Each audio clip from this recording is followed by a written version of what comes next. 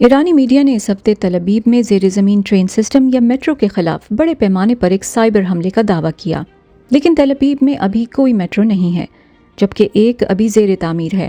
پھر بھی یہ ایران اور اسرائیل کے درمیان بڑھتی ہوئی سائبر جنگ کی تازہ ترین مثال تھی، جس میں ایران کی اسٹیل انڈسٹری کے خلاف مبینہ حملے اور اسرائیل کے پانی کے نظام کو درہم برہم کرنا شامل ہے۔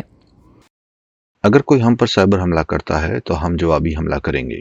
ہم نہیں چاہتے کہ تہران میں جا کر بس تباہی پھیلانے لگیں۔ ہماری کبھی یہ پالیسی نہیں رہی، لیکن ہماری پالیسی یہ ہے کہ اگر آپ اسرائیل کے ساتھ گڑبڑ کریں گے تو آپ کو قیمت چکانی پڑے گی۔ اسرائیل اور ایران ایک دوسرے کے خلاف قتل کی دھمکیوں کے تبادلے میں بھی مصروف ہیں۔ ایران نے اپنے فوجی رہنماؤں اور جوہری سائنسدانوں کے قتل کا ذمہ دار اسرائیل کو ٹھہرایا ہے اور بدلہ لینے کی دھمکی دی ہے۔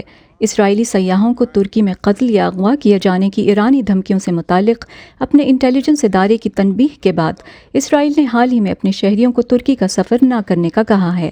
اسرائیل اور ایران کے مابین تنازع ایسے وقت میں بڑھ رہا ہے جب عالمی طاقتیں ایران کے جوہری پروگرام کو محدود کرنے کے لیے کسی معاہدے کی کوششوں میں ہیں۔ بعض اسرائیلی تجزیہ کار خبردار کرتے ہیں کہ جوہری صلاحیت سے ایران خطے کی اور بھی زیادہ جارحانہ سپر پاور بن جائے گا۔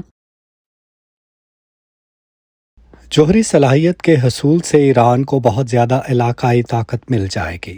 ایران کو یہ معلوم ہوگا کہ اسرائیل اس پر حملہ نہیں کر سکتا۔ اس صلاحیت سے ایران اور اس کے اتحادی خطے میں دہشت گردی کے زیادہ جارحانہ سرگرمیاں کرنے کے قابل ہو جائیں گے۔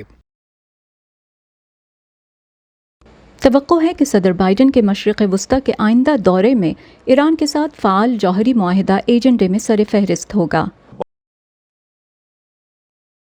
صدر بائیڈن نے ایران سے کہا ہے کہ آپ کے پاس ایک آخری موقع ہے کہ آپ پھر سے معاہدہ کر لیں، جوہری معاہدہ، ورنہ میں اسرائیل اور سنی عرب ممالک کے ساتھ مل کر مشرق وسطی میں ایک بڑا علاقائی دفاعی نظام قائم کروں گا۔